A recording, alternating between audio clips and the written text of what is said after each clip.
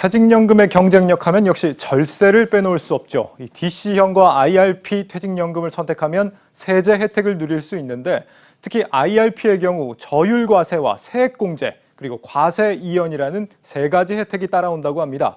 부자 되는 퇴직연금술 문영민 기자가 소개해드립니다.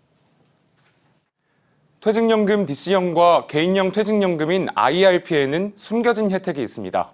바로 절세 효과입니다. DC형과 IRP로 펀드 상품에 투자해 55세 이후 연금으로 수령하면 연금소득세 3.3에서 5.5%의 낮은 세율을 적용받습니다.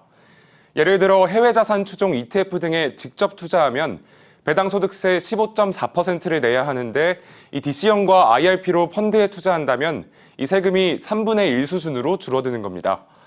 특히 IRP의 경우 연금으로 나눠받을 때 퇴직소득세율의 70%만 납부하기 때문에 퇴직금에 대한 30%의 절세 효과까지 있습니다. 만약 11년 이상 나눠받는다면 40%까지 절감 효과를 누릴 수 있습니다. 이러한 추가 세제 혜택 때문에 슬기로운 퇴직연금 투자자들은 IRP로 눈을 돌리고 있습니다. 절세 혜택은 또 있습니다. DC형과 IRP 계좌에 연간 1,800만 원까지 납부가 가능한데 이럴 경우 최대 700만 원에 대해 세액공제를 받을 수 있습니다.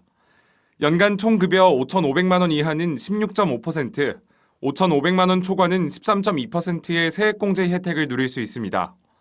또 세액공제 한도인 700만 원을 초과 납입한 금액에 대해서는 공제 혜택이 적용되지는 않지만 과세 대상에서는 제외되므로 소득세 절감 효과도 얻을 수 있습니다. 다만 중도해지로 일시금을 찾아야 할 경우는 받은 세액공제 혜택을 되돌려줘야 합니다. 특히 연봉 5,500만 원 초과자가 중도해지할 때 16.5%의 기타 소득세율을 적용받으니 해지 시 각별한 주의가 필요합니다. 뿐만 아니라 IRP로 퇴직연금을 굴린다면 과세 이연 혜택까지 받을 수 있습니다. 은행에 예금을 들어도 이자를 받을 때 15.4%를 과세하거든요. 과세를 하는데 연금 계좌에서 운용을 하게 되면 과세를 일단 연금 받을 때까지 미뤄줘요. 그러면 세금 낼 돈도 굴릴 수가 있죠. 이렇게 IRP는 저율과세, 연말정산 세액공제, 그리고 과세 이연의 세 가지 절세 혜택이 있습니다.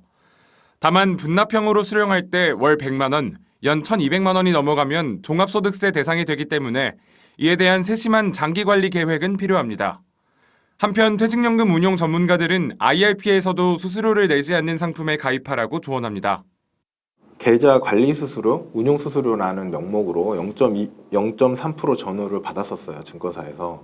근데 최근 몇 달 사이에 증권사들이 이것도 무료로 하겠다라고 해서 이제 공격적으로 나오고 있죠. 매년 나가는 계좌 관리 수수료라는 명목으로 나가는 수수료를 절약할 수 있잖아요. 0.3%가 계속 쌓이는 거기 때문에 당연히 유리하시고.